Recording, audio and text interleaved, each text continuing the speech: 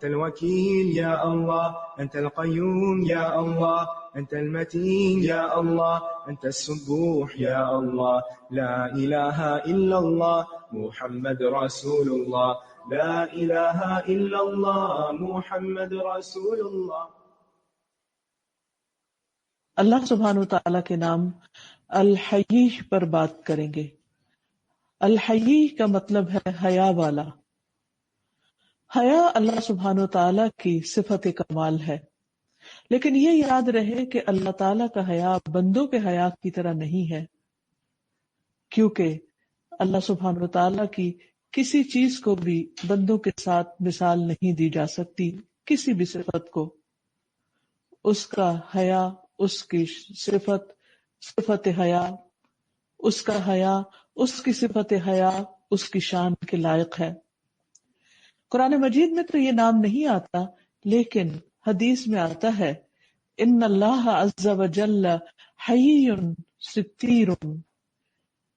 بے شک اللہ سبحانہ وتعالی عز وجل حیا کرنے والا ہے، ڈھانپنے والا ہے، یعنی گناہوں کو، عیبوں کو چھپانے والا ہے.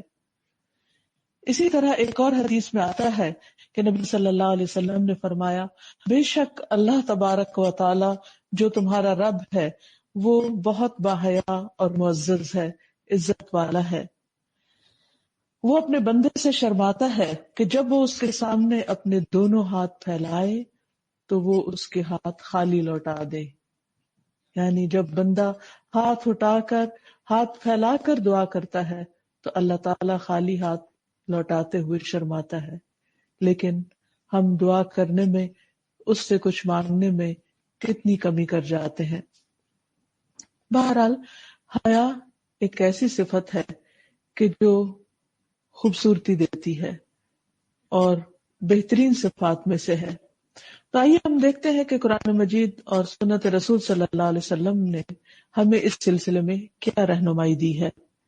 سب سے پہلی بات تو یہ ہے کہ اللہ سبحانہ وتعالی حق کو بیان کرنے میں نہیں شرماتا. یعنی اللہ تعالی حیا والا ہے، شرماتا ہے، لیکن حق بیان کرنے میں نہیں شرماتا. اس سلسلے میں سورۃ البقرہ میں آتا ہے ان اللہ لا یستحیی ان یضرب مثلا ما بعوضۃ فما فوقها فاما الذین آمنوا فیعلمون انہ الحق من ربهم واما الذین کفروا فیقولون ماذا اراد اللہ بهذا مثلا یضل به کثیرا ویہدی به کثیرا وما یضل به الا الفاسقین. بے شک اللہ تعالیٰ اس سے نہیں شرماتا کہ کوئی بھی مثال بیان کرے، یعنی حق بات کو واضح کرنے کے لیے، خواہ وہ مچھر کی ہو یا جو اس کے اوپر ہے. مچھر بذات خود ایک حقیر سا معمولی سا جانور ہے، لیکن اللہ تعالیٰ اس سے بھی نہیں شرماتا کہ جو مچھر سے بھی کمتر درجے کی چیز ہو، اور خاص طور پر جو ذکر کیا گیا اس کے اوپر. تو اب ہم سب جانتے ہیں کہ مچھر کو جب مائکروسکوپ میں دیکھا گیا تو اس کے اوپر ایک پیراسائٹ پایا گیا، یعنی ایک اور لائف پائی گئی جو نیکڈ آئی سے نظر بھی نہیں آتی. تو اللہ سبحانہ وتعالیٰ اتنی چھوٹی سی چیز کی مثال دیتے ہوئے بھی نہیں شرماتا، کیونکہ وہ اس کی اپنی کریشن ہے. اور حیرت کی بات ہے کہ جو چیز ہماری آنکھیں دیکھ نہیں سکتی اس میں بھی زندگی ہے. اس کریچر میں کس طرح سرکولیٹری سسٹم بھی ہے، ڈائجسٹو سسٹم بھی ہے، ریپروڈکٹیو سسٹم بھی ہے، اور اتنے مائکرو لیول پر اتنی بہترین چیز کا بنانا یہ کوئی معمولی بات نہیں. ایک چیز جو بظاہر دیکھنے میں چھوٹی نظر آتی ہے اس کے بنانے میں بھی اللہ تعالیٰ کی حکمت اور مصلحت ہے، وہ چھوٹی نہیں ہے. یہ ہماری عقلیں چھوٹی ہیں کہ جو اس کو چھوٹا دیکھتی ہیں. تو بہرحال اللہ سبحانہ وتعالیٰ جب حق بیان کرنا چاہتا ہے تو وہ کسی بھی چیز کی مثال سے بیان کر سکتا ہے، خواہ وہ مچھر ہو یا مچھر سے بھی چھوٹی چیز ہو. تو جو لوگ ایمان لے آتے ہیں وہ جانتے ہیں کہ یہ ان کے رب کی طرف سے بالکل سچی بات ہے. لیکن جو لوگ انکار کر دیتے ہیں، ان کو بات سمجھ نہیں آتی، تو وہ کہتے ہیں کہ اللہ تعالیٰ نے اس مثال سے کیا ارادہ کیا. اس طرح اللہ تعالیٰ کچھ لوگوں کو ایک ہی مثال کے ذریعے ہدایت دیتا ہے اور اسی کے ذریعے دوسروں کو گمراہ کر دیتا ہے. اور وہ نہیں گمراہ کرتا مگر فاسقوں کو، نافرمان لوگوں کو، جو اللہ تعالیٰ کو نہیں پہچانتے، اللہ تعالیٰ کو نہیں مانتے یا اس کے احکامات کو نہیں مانتے۔ اسی طرح یہ یاد رہے کہ اللہ سبحانہ وتعالیٰ ایمان والوں کو بات سمجھاتے ہوئے بھی نہیں شرماتا۔ نبی صلی اللہ علیہ وسلم کے زمانے میں عرب لوگ بہت سے ادب آداب سے خالی تھے۔ قرآن مجید میں نبی صلی اللہ علیہ وسلم کے جو فرائض منصبی بتائے گئے، ان میں سے ایک لوگوں کو قرآن اور حکمت کی تعلیم دینا اور دوسرے ان کا تزکیہ کرنا۔ لیکن بعض معاملات اتنے مشکل ہو جاتے کہ آپ کے لیے براہ راست لوگوں کو سمجھانا بہت کٹھن ہوتا، اس پر اللہ سبحانہ وتعالیٰ ڈائریکٹ حکم نازل فرما دیتے اور اس میں مسئلے کو کھول کے بیان کر دیتے۔ انہی مسائل میں سے ایک مسئلے کا ذکر سورۃ الاحزاب میں کیا گیا ہے۔ اللہ تعالیٰ فرماتے ہیں، یا ایھا الذین آمنوا لا تدخلوا بیوت النبی الا ان یؤذن لکم الی طعام غیر ناظرین اناہ ولکن اذا دعیتم فادخلوا فاذا طعمتم فانتشروا ولا مستأنسین لحدیث ان ذلکم کان یؤذی النبی فیستحیی منکم واللہ لا یستحیی من الحق۔ اے ایمان والو، نبی کے گھروں میں نہ چلے جایا کرو الا یہ کہ تمہیں اجازت دی جائے، اور کھانے کی تیاری کا انتظار نہ کرنے لگو، البتہ جب تمہیں کھانے پر بلایا جائے تو آؤ، اور جب کھا چکو تو چلے جاؤ، اور باتوں میں دل لگائے وہیں نہ بیٹھے رہو۔ تمہاری یہ بات نبی کے لیے تکلیف دہ تھی، مگر تم سے شرم کی وجہ سے کچھ نہ کہتے تھے، اور اللہ حق بات کہنے سے نہیں شرماتا۔ یعنی اللہ سبحانہ وتعالیٰ نے ان خاندانی اور معاشرتی قسم کے ادب آداب کو اور احکامات کو بہت صاف صاف بیان کر دیا ہے، جن باتوں کو بیان کرنا نبی صلی اللہ علیہ وسلم کے لیے مشکل تھا۔ پھر اسی طرح یہ ہے کہ اللہ سبحانہ وتعالیٰ ہی سب کو حیات دینے والا ہے۔ وہ حیا خواہ ملائکہ کے اندر ہو، خواہ جنات کے اندر ہو، خواہ انسانوں کے اندر ہو، خواہ اہل ایمان کے اندر جو خاص حیا ہے، وہ سب بھی دراصل اللہ سبحانہ وتعالیٰ ہی کی دی ہوئی ہے اور اسی کی انسان کی فطرت کے اندر ڈالی ہوئی ہے۔ اس سلسلے میں اشج کہتے ہیں کہ رسول اللہ صلی اللہ علیہ وسلم نے مجھ سے فرمایا کہ تمہارے اندر دو چیزیں ایسی ہیں کہ جو اللہ تعالیٰ کو بہت پسند ہے، ان میں سے ایک حیا اور دوسرے حلم، بردباری، یعنی تحمل اور برداشت۔ تو وہ کہنے لگے کہ اے اللہ کے رسول صلی اللہ علیہ وسلم، یہ عادات یا یہ خوبیاں مجھ میں پہلے سے ہی ہیں یا اکتسابی ہیں کہ بعد میں مجھے حاصل ہوئی ہیں کسی کوشش محنت کی وجہ سے؟ فرمایا کہ نہیں، یہ ابتدا ہی سے ہیں، شروع سے ہی ہیں۔ میں نے کہا کہ اس اللہ کا شکر ہے کہ جس نے مجھے فطری طور پر یہ خوبیاں عطا فرمائی، وہ اس کو پسند بھی کرتا ہے۔ ویسے تو اللہ تعالیٰ نے ہر انسان کے اندر حیا رکھی ہے، اور اس کی دلیل یہ ہے کہ آدم علیہ السلام کی خلعت فاخرہ اتروا دی، یعنی جنت کا لباس ان سے اتروا دیا، کیونکہ آدم علیہ السلام شیطان کے بہکاوے میں آ گئے تھے۔ تو اس کے بعد کیا ہوا؟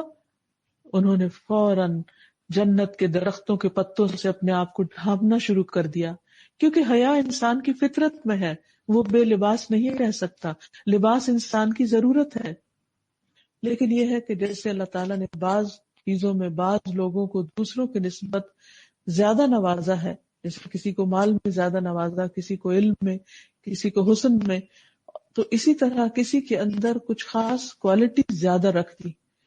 تو اشد جو تھے ان کے اندر اللہ تعالیٰ نے صبر و برداشت، تحمل، حلم کی خوبی اور اس کے ساتھ ساتھ حیا کی خوبی رکھ دی، جو دوسروں کے مقابلے میں زیادہ تھی، ورنہ ایک درجے کی حیا تو سب کے اندر اللہ تعالیٰ نے رکھی ہی ہے۔ اسی وجہ سے آپ دیکھتے ہیں کہ چھوٹے بچے جب ابھی وہ فطرت پر ہوتے ہیں، فطرت سے قریب ہوتے ہیں، تو جب کوئی بھی ان سے بات کرتے تو ایک دم شرم آ جاتے ہیں، اور پھر بڑے ہو کر ماحول کے اثر کے تحت ان کے اندر مختلف چیزیں پیدا ہونا شروع ہو جاتی ہیں۔ اور پھر اللہ سبحانہ تعالیٰ نے نہ صرف یہ کہ یہ چیز انسان کے اندر رکھی، بلکہ وہ اس کو پسند بھی کرتا ہے۔ بہت سی چیزیں جو اللہ سبحانہ تعالیٰ کی صفات ہیں، ان صفات کو وہ بندوں میں بھی دیکھنا چاہتا ہے۔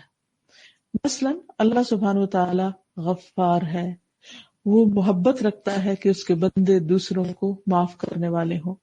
اللہ سبحانہ و تعالیٰ المؤمن ہے، امن دینے والا ہے۔ اللہ تعالیٰ اپنے ان بندوں سے محبت رکھتا ہے جو امن میں رہتے ہیں اور جن کے ہاتھ اور زبان سے دوسرے امن میں ہوں۔ پھر اسی طرح اللہ سبحانہ و تعالیٰ ستار ہے، ستیر ہے، دوسروں کو ڈھانپنے والا ہے، ان کے گناہوں کو، ان کی خرابیوں کو۔ اللہ تعالیٰ کو وہ بندے پسند ہیں جو دوسروں کے عیبوں کو ڈھانپتے ہیں۔ اسی طرح جتنی بھی اللہ تعالیٰ کی صفات ہیں وہ اپنے بندوں کے اندر دیکھنے کو پسند کرتا ہے۔ اسی طرح اللہ تعالیٰ باحیا ہے، وہ چاہتا ہے کہ اس کے مومن بندوں کے اندر حیا کی صفت پائی جائے۔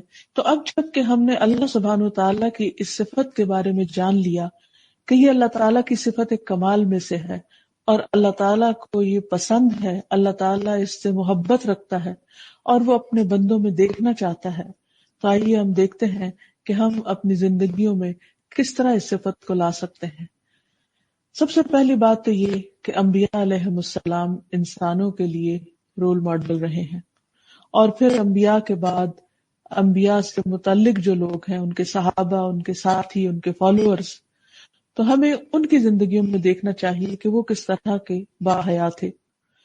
قرآن مجید میں ہم دیکھتے ہیں کہ اللہ سبحانہ وتعالیٰ کا راستہ جو سیدھا راستہ ہے وہ راستہ ہے جس پر وہ لوگ چلے جن پر اللہ تعالیٰ نے انعام کیا، اور وہ انبیاء ہیں، صدیقین ہیں، شہداء ہیں، صالحین ہیں۔ تو آئیے ہم دیکھتے ہیں کہ ان کی زندگیوں سے ہمیں کیا مثال ملتی ہے۔ سب سے پہلی بات یہ کہ نبی صلی اللہ علیہ وسلم خود بہت باحیا تھے۔ بخاری کی روایت میں آتا ہے کہ آپ بہت زیادہ باحیا تھے۔ پھر اسی طرح فرشتوں کے بارے میں آتا ہے کہ وہ بھی حیا کرتے ہیں، جیسے حضرت عثمان رضی اللہ تعالیٰ عنہ کی حیا کا ذکر کرتے ہوئے آپ نے فرمایا کہ میں اس سے حیا کیوں نہ کروں جس سے فرشتے بھی حیا کرتے ہیں۔ پھر اسی طرح حضرت عثمان رضی اللہ تعالیٰ عنہ آپ کے ساتھیوں میں سے سب سے زیادہ باحیا ہونے میں مشہور تھے۔ آپ نے فرمایا حیا ایمان کا حصہ ہے اور میری امت میں سب سے زیادہ باحیا عثمان ہے رضی اللہ تعالی عنہ۔ پھر اسی طرح ابو سعید خدری سے روایت ہے کہ نبی صلی اللہ علیہ وسلم پردہ نشین کنواری لڑکیوں سے بھی زیادہ باحیا تھے، کیونکہ حیا ایمان کا حصہ ہے، ایمان کی شاخ ہے۔ جیسے کہ آپ صلی اللہ علیہ وسلم نے فرمایا حیا اور کم گوئی یعنی کم بات کرنا ایمان کے شعبے ہیں، اور پھر حیا ایمان کا حصہ ہے اور ایمان کا تعلق جنت سے ہے۔ تو اس لیے اگر انسان کے اندر سے حیا رخصت ہو جائے تو ہر چیز چلی جاتی ہے، یعنی اس کا ایمان ضائع ہو جاتا ہے، اور اگر ایمان چلا جائے تو جنت میں جانے کے چانسز کم ہو جاتے ہیں۔ پھر اسی طرح آپ صلی اللہ علیہ وسلم نے یہ بھی فرمایا کہ حیا اور ایمان کو ایک دوسرے کے ساتھ یکجا کر دیا گیا ہے، یعنی دونوں کو مکس کر دیا گیا ہے، لہٰذا جب ان دونوں میں سے ایک چیز اٹھائی جاتی ہے تو دوسری ساتھ ہی چلی جاتی، یعنی اگر کسی کے اندر سے حیا جاتا ہے تو ایمان بھی چلا جاتا ہے، اور اگر ایمان جاتا ہے تو حیا بھی رخصت ہو جاتی ہے۔ اور پھر یہ کہ اسلام کی پہچان ہے حیا، اس کی ایک خصوصی علامت ہے۔ دنیا میں جتنی بھی قومیں ہیں، جتنے بھی کلچرز ہیں، جتنے بھی ریلیجنز ہیں، ان سب میں آپ دیکھیے کہ اس کے مقابلے میں اسلام کی جو تعلیمات ہیں، خواہ وہ لباس سے متعلق ہے، خواہ وہ کھانے پینے سے متعلق ہے، یا گفتگو کے آداب سے متعلق ہے، یا بڑوں کی عزت اور رسپیکٹ سے متعلق ہے، یہ تمام چیزیں حیا سے متعلق ہیں اور ان میں ہمیں حیا کی جھلک ملتی ہے۔ پھر اسی طرح یہ کہ حیا کمزوری نہیں ہے، جیسے کہ بعض لوگ سمجھتے ہیں کہ حیا کرنے سے انسان ویک ہو جاتا ہے یا دوسرے اس کو دبا سکتے ہیں، تو اس لیے وہ بدتمیزی کے ساتھ دوسروں کے ساتھ بات کرے یا دوسروں کی عزت اور احترام نہ کرے، تو یہ بات سراسر غلط ہے۔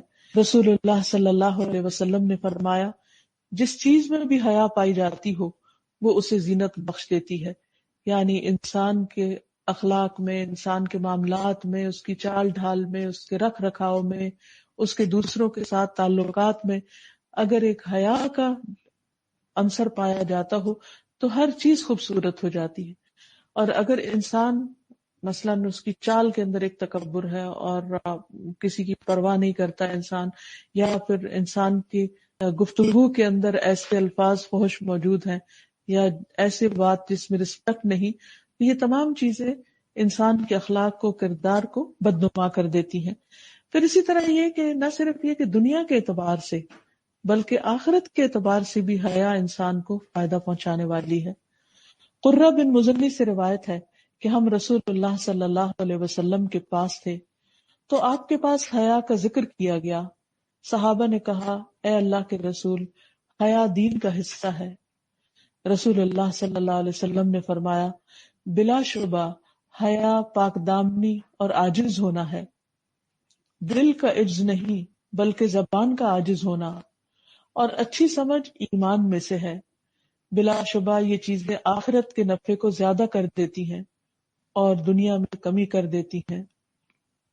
ان سے دنیا میں جو کمی ہوتی ہے اس سے آخرت میں زیادہ نفع ہوتا ہے۔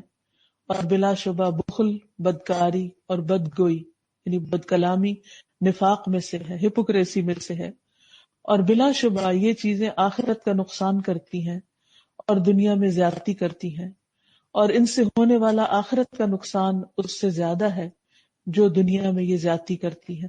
یعنی دنیا میں اگر انسان کو بد اخلاق اور بے حیا ہونے سے وقتی طور پر کچھ فائدے بھی ہو جاتے ہیں، جسے عام طور پر ہم کانفیڈنس کے نام سے کرتے ہیں، تو آخرت کے مقابلے میں وہ فائدے بہت ہی کم ہیں۔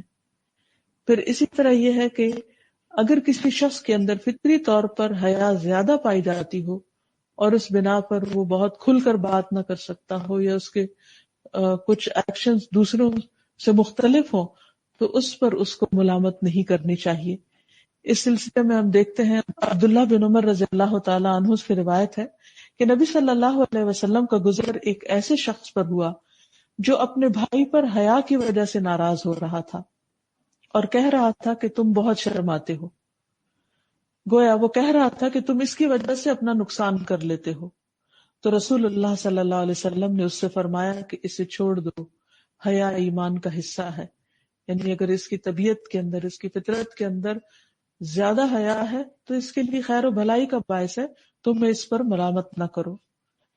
پھر یہ کہ حیا انسان کے اندر اچھے اخلاق پیدا کرتی ہے اور اچھے اخلاق کی حفاظت بھی کرتی ہے۔ اس کے برعکس جس چیز میں حیا نہیں وہاں پر خیر نہیں، کیونکہ پھر انسان جو چاہتا ہے کر لیتا ہے، اور جو چاہتا ہے کرنے کا مقصد کیا ہے کہ وہ اس بات کی پرواہ نہیں کرتا کہ اس کی بات یا اس کا یہ ایکشن دوسرے کو فائدہ دے گا یا نقصان دے گا، دوسرے کے لیے اذیت کا باعث ہوگا یا رحمت کا باعث ہوگا۔ اسی طرح ایسا انسان یہ بھی پرواہ نہیں کرتا کہ اس کا یہ عمل اللہ تعالیٰ کو پسند ہے یا نہیں۔ اس لیے ہم دیکھتے ہیں کہ ابو مسعود عقبہ بن عمر انصاری رضی اللہ عنہ سے مروی ہے کہ رسول اللہ صلی اللہ علیہ وسلم نے فرمایا، لوگوں نے پہلی نبوت کا جو کلام پایا ہے اس میں یہ بات بھی شامل ہے کہ جب تم میں شرم و حیا نہ رہے تو جو چاہو کرو۔ یعنی پھر انسان ڈھیٹ ہو جاتا ہے، انسان اچھے برے کی پرواہ نہیں کرتا، لہذا حیا انسان کو ہر حال میں فائدہ دینے والی ہے۔ ابو امامہ رضی اللہ عنہ سے روایت ہے کہ نبی صلی اللہ علیہ وسلم نے فرمایا، حیا اور زبان کو قابو میں رکھنا ایمان کی دو شاخیں ہیں، جبکہ فحش گوئی اور لا حاصل بولنا یعنی فضول باتیں کرنا نفاق کی علامتیں ہیں، نفاق کی دو شاخیں ہیں۔ تو اس سے یہ پتہ چلتا ہے کہ جب انسان کے اندر حیا نہ ہو تو اس کے اندر منافقت بھی جنم لینے لگتی ہے۔ تو اللہ تعالیٰ اس سے محفوظ رکھے، کیونکہ منافقت کا انجام تو بہت ہی بھیانک ہے۔ پھر اسی طرح ایک مرتبہ ایک شخص کو نبی صلی اللہ علیہ وسلم نے کچھ بے حیائی کے کاموں کا ارتکاب کرتے ہوئے دیکھا، تو جس پر آپ سخت ناراض ہوئے، اور جب ام ایمن نے آپ سے کہا کہ آپ ان کے لیے دعا کریں تو آپ صلی اللہ علیہ وسلم نے اس سے بھی انکار کر دیا، کیونکہ بے حیائی ایسے کاموں میں سے ہے جو جہنم میں لے جانے کا سبب ہے۔ رسول اللہ صلی اللہ علیہ وسلم نے فرمایا، فحش گوئی حیا کا کم ہونا بد اخلاقی کا حصہ ہے۔ یعنی فحش باتیں کرنا، اور فحش باتوں میں گالی گلوچ وغیرہ اور ایسی باتیں جو حیا کے منافی ہوں، یہ سب کچھ بد اخلاقی شمار کیا گیا، اور فرمایا کہ بد اخلاقی آگ میں لے جانے والی ہے، یعنی انسان کی آخرت کو برباد کرنے والی ہے۔ ہمیں اپنے بارے میں، اپنے گھر والوں کے بارے میں اپنے آس پاس کے لوگوں کے بارے میں کنسرن ہونا چاہیے کہ اگر ہم بچوں کی زبان سے کوئی ایسی بات سنیں یا کسی بھی رشتے دار، دوست، عزیز اور آس پاس کے لوگوں سے، تو ان کو پیار سے سمجھائیں، کیونکہ یہ خطرناک چیزیں ہیں۔ بعض اوقات انسان اپنی زبان سے ایسی بات نکال دیتا ہے کہ جس کے بارے میں وہ پرواہ بھی نہیں کرتا، جس کے بارے میں وہ سوچتا بھی نہیں، لیکن وہ بات اس کو جہنم کی گہرائیوں میں لے جا پھینکنے والی ہوتی ہے۔ پھر اسی طرح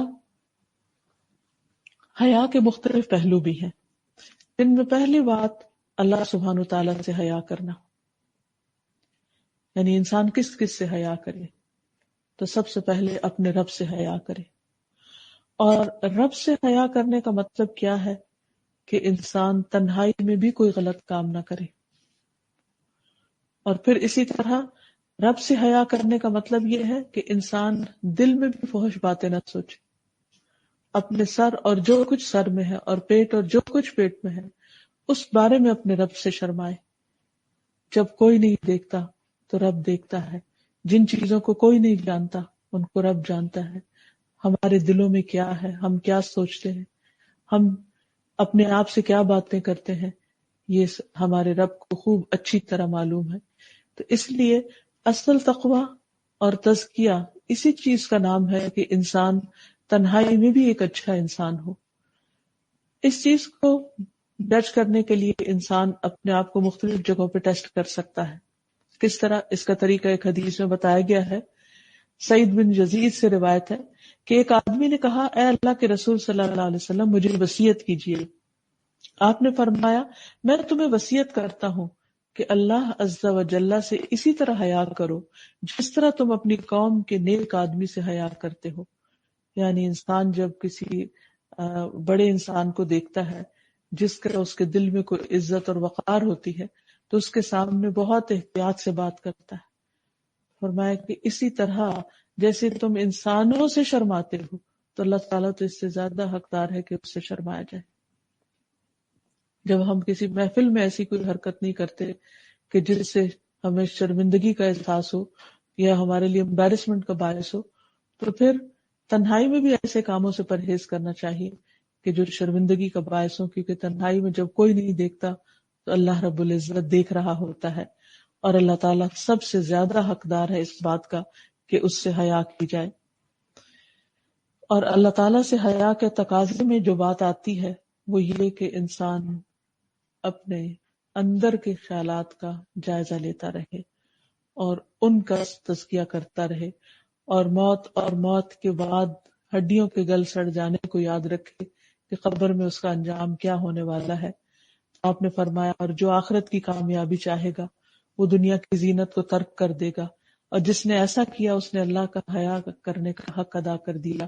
یعنی انسان ایسا لباس نہ پہنے جو بظاہر وقت کے تقاضوں کے مطابق ایک خوبصورت لباس ہو لیکن حیا کے منافی ہو، جس میں انسان کا جسم نظر آ رہا ہو یا انسان کے فگرز بہت نمایاں دکھائی دے رہے ہوں، تو ایسا لباس جو اللہ تعالیٰ کو پسند نہ ہو اور جس کو پہن کر اللہ تعالیٰ انسان پر نظر رحمت نہ کرے، تو اس سے پرہیز کرنے کی ضرورت ہے۔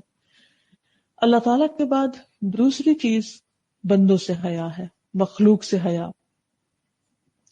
حضرت عائشہ بیان کرتی ہیں کہ ابو بکر رضی اللہ تعالیٰ عنہ نے نبی صلی اللہ علیہ وسلم سے اندر آنے کی اجازت چاہی۔ آپ حضرت عائشہ کے بستر پر حضرت عائشہ کی چادر لپیٹے ہوئے لیٹے ہوئے تھے۔ آپ نے اندر آنے کی اجازت دے دی۔ ابو بکر آئے اور اپنی حاجت پوری کر کے چلے گئے، جو کام تھا ان کو آپ سے وہ کر کے چلے گئے، اور آپ اسی طرح لیٹے ہوئے تھے۔ تھوڑی دیر کے بعد حضرت عمر نے دروازہ کھٹکھٹایا اور آپ اسی حالت میں تھے کہ حضرت عمر رضی اللہ تعالیٰ عنہ تشریف لائے اور آپ اسی طرح لیٹے رہے۔ وہ آئے، اپنا کام کیا اور چلے گئے۔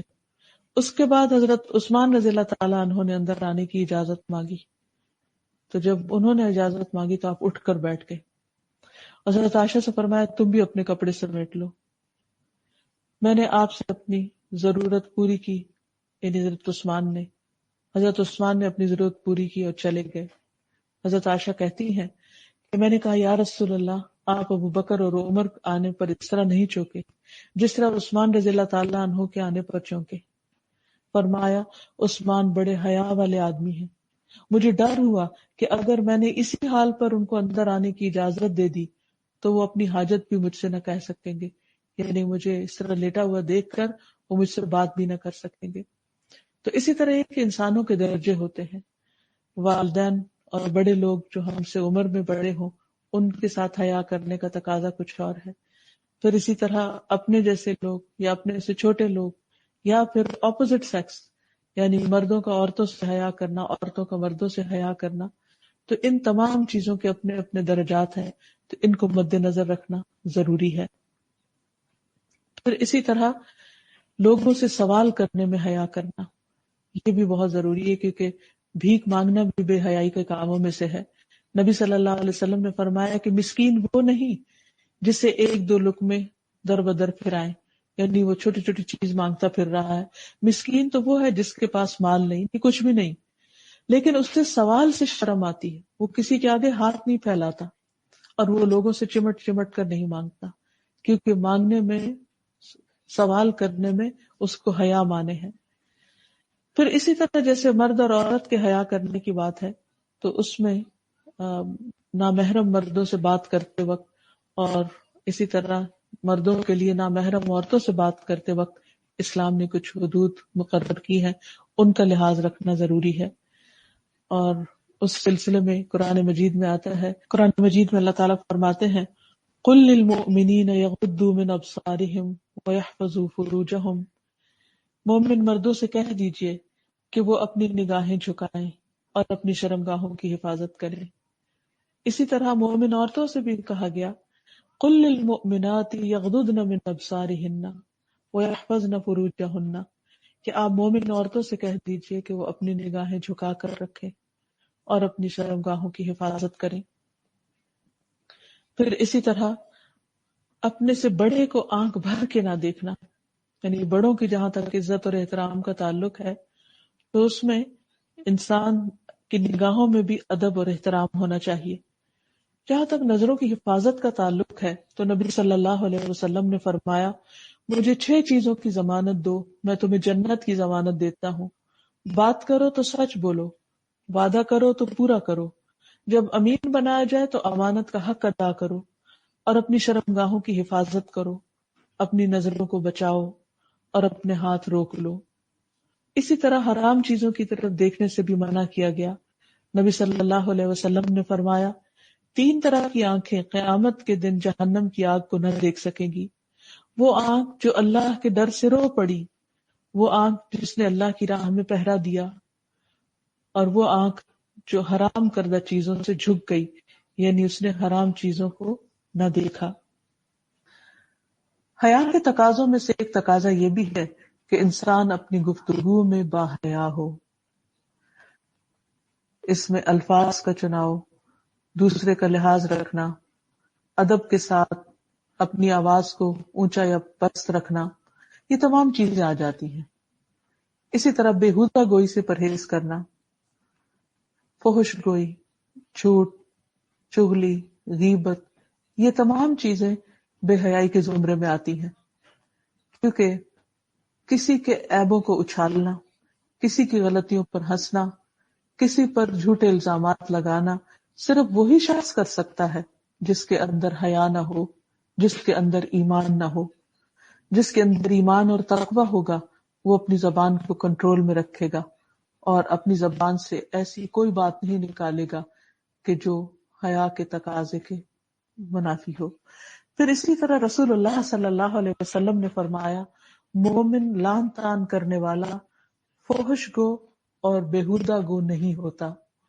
ایک اور جگہ پر آتا ہے، عبداللہ بن عمر رضی اللہ عنہ بیان کرتے ہیں کہ رسول اللہ صلی اللہ علیہ وسلم میں نہ تو فحش گوئی کی عادت تھی، یعنی آپ گندی باتیں نہیں کیا کرتے تھے، اور نہ قصداً فحش کلامی فرماتے، یعنی نہ مذاق میں، نہ عام روٹین میں، نہ کسی اور موقع پر، یعنی آپ کی گفتگو ہمیشہ صاف ستھری پاکیزہ گفتگو ہوتی تھی۔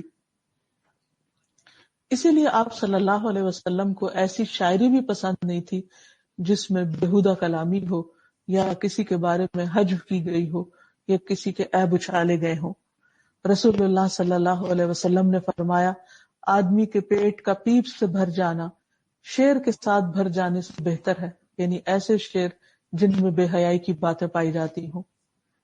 اسی طرح انسان جب عام گفتگو میں مخصوص قسم کی بیماریوں کا تعلق اسی طرح انسان جب اپنی عام روزمرہ گفتگو میں مخصوص بیماریوں کا تذکرہ کرے تو اس میں بھی حیا سے کام لے۔ اسی طرح ازدواجی زندگی سے متعلق اگر کسی بات کا کہیں ذکر کرنا ہو تو اس میں بھی الفاظ کا چناؤ بہت مناسب ہونا چاہیے، اور ایسے تعلقات کا بوقت ضرورت تذکرہ کرنے میں بھی حیا کا دامن نہیں چھوڑنا چاہیے۔ پھر اسی طرح رشتوں کے معاملے میں، شادی کے معاملے میں حیا کرنا یہ بھی ہمارے دین کا ایک حصہ ہے۔ حضرت عائشہ سے مروی ہے کہ رسول اللہ صلی اللہ علیہ وسلم جب کسی بیٹی کی یعنی کسی لڑکی کی شادی کا ارادہ فرماتے تو اس کے پردے کے پاس بیٹھ کر اجازت کے لیے فرماتے، فلاں آدمی فلاں عورت کا تذکرہ کر رہا تھا، اس شخص کا نام بھی لیتے جس نے اس عورت کا تذکرہ کیا۔ اگر وہ خاموش رہتے تو آپ اس کے ساتھ شادی کر دیتے، اور اگر وہ ناپسند کرتی تو پردہ کھٹکھٹا دیتی، یعنی زبان سے حیا کے مارے کچھ نہ کہتی۔ پھر اسی طرح حیا کے تقاضوں میں سے ایک تقاضا لباس میں حیا ہے۔ تقوی بہترین لباس ہے۔ اللہ تعالیٰ فرماتے ہیں، یا بنی آدم قد انزلنا علیکم لباسا یواری سوآتکم وریشا ولباس التقوی ذالک خیر ذالک من آیات اللہ لعلہم یذکرون۔ اے آدم کی اولاد، بے شک ہم نے تم پر لباس اتارا ہے، یعنی اللہ سبحانہ وتعالیٰ نے لباس لباس جس سے بنتا ہے وہ چیزیں بھی پیدا کی، اور اس کا حکم بھی اتارا، اور انسان کو سمجھ بوجھ بھی دی کہ وہ کس طرح کا لباس اپنے لیے بنائے، اور اس کا مقصد بھی بتا دیا گیا کہ لباس کیوں، لیواری سوآتکم، جو تمہاری شرمگاہوں کو چھپاتا ہے، یعنی تمہارے جسم کے قابل شرم حصوں کو چھپانے کے لیے۔ تو وہ لباس ہی کیا کہ جو انسان کے ایسے حصوں کو نہ چھپائے، اور زینت بھی ہے۔ اور تقوی کا لباس وہ سب سے بہتر ہے، یہ اللہ کی نشانیوں میں سے ہے تاکہ وہ نصیحت حاصل کریں۔ پھر اسی طرح اپنے بدن کو ڈھانپ کر رکھنا چاہیے، اور غیر ضروری طور پر اس کو ننگا نہیں کرنا چاہیے۔ رسول اللہ صلی اللہ علیہ وسلم نے فرمایا، موسیٰ علیہ السلام بڑے ہی شرم والے اور بدن ڈھانپنے والے تھے، ان کی حیا کی وجہ سے ان کے بدن کا کوئی حصہ بھی دیکھا نہیں جا سکتا تھا۔ اسی طرح جسم کو نمایاں کرنے والے لباس سے بھی بچنا چاہیے، خصوصاً خواتین کو تنگ کپڑے پہننے سے اجتناب کرنا چاہیے، کیونکہ اگرچہ وہ باریک نہ بھی ہوں تو بھی وہ جسم کے حصوں کو نمایاں کر رہے ہوتے ہیں۔ پھر اسی طرح سطر کی حفاظت کرنا بھی ضروری ہے، اور خصوصاً نماز کے اندر، عبادت کے اندر۔ پھر اسی طرح مرد کو ایک چادر میں لیٹنے سے منع کیا گیا، اور عورت کے ساتھ ایک چادر میں لیٹنے سے منع کیا گیا، یعنی بغیر کسی اوٹ کے، بغیر کسی رکاوٹ کے وہ ایک دوسرے کے جسم کو نہ چھوئیں۔ پھر اسی طرح یہ ہے کہ حیا جہاں بہت عمدہ صفت ہے، وہاں یہ بھی یاد رہے کہ حق بات کرنے میں اور دین کی تعلیم حاصل کرنے، سیکھنے اور سکھانے میں انسان کو ایسا حیا نہیں کرنا چاہیے کہ جو اس کی خیر اور بھلائی کے راستے میں رکاوٹ بن جائے۔ اس لیے ایسی حیا پسندیدہ نہیں، مذموم ہے۔ علم کی مجلسوں میں خاص طور پر حاضر ہونے اور وہاں بیٹھ کر سیکھنے سے حیا نہیں کرنی چاہیے۔ نبی صلی اللہ علیہ وسلم ایک مرتبہ خطبہ دے رہے تھے کہ 3 لوگ آپ کی مجلس میں آئے۔ ایک شخص نے آگے جگہ دیکھ کر آگے آ کر اپنی جگہ بنائی اور بیٹھ کر سیکھنے لگا، دوسرا شرما گیا اور پیچھے ہی بیٹھ گیا، اور تیسرا واپس چلا گیا۔ نبی صلی اللہ علیہ وسلم جب اپنی بات پوری کر چکے تو آپ نے فرمایا، کیا میں تمہیں بتاؤں ان تینوں کا حال کیا ہے؟ وہ شخص جو آگے آیا اس نے اللہ سے پناہ چاہی، اللہ تعالیٰ نے اس کو پناہ دے دی۔ وہ شخص جو پیچھے بیٹھ گیا وہ اللہ سے شرما گیا تو اللہ تعالیٰ بھی اس سے شرما گیا، یعنی اس کا درجہ وہ نہیں جو آگے بیٹھ کر پڑھنے اور سیکھنے والے کا ہے۔ اور تیسرا وہ جو منہ پھیر گیا تو اللہ تعالیٰ نے بھی اس سے منہ پھیر لیا۔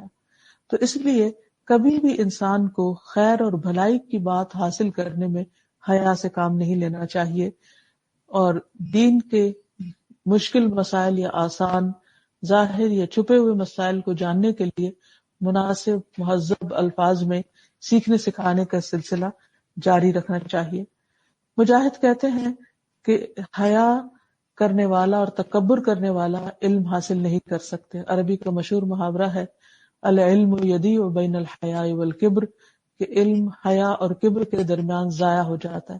وہ شخص جو حیا کی بنا پر کچھ پوچھتا نہیں، سوال نہیں کرتا، یا پھر تکبر کی بنا پر وہ کسی سے علم حاصل نہیں کرتا، تو وہ کبھی بھی کچھ نہیں سیکھ پاتا۔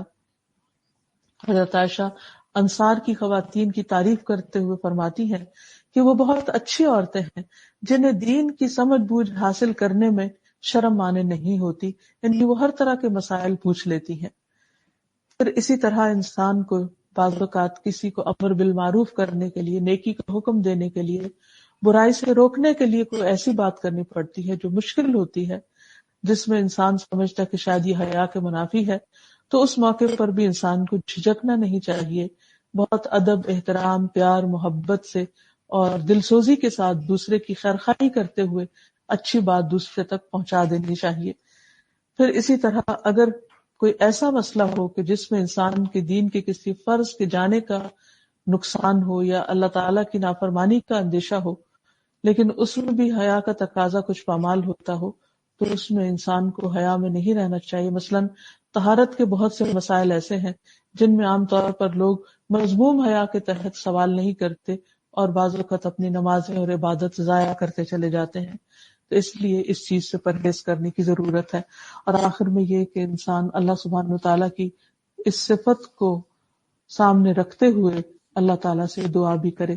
سب سے پہلے تو یہ کہ انسان اپنے لیے حیا کی دعا کرے کہ یا حیّ تو مجھے حیا عطا کر، وہ حیا جو ایمان کا حصہ ہے، جو ایمان کی ساتھی ہے، تاکہ حیا کے جانے سے ایمان نہ چلا جائے، کیونکہ ایمان کا جانا انسان کی زندگی میں سب سے زیادہ نقصان دہ چیز ہے۔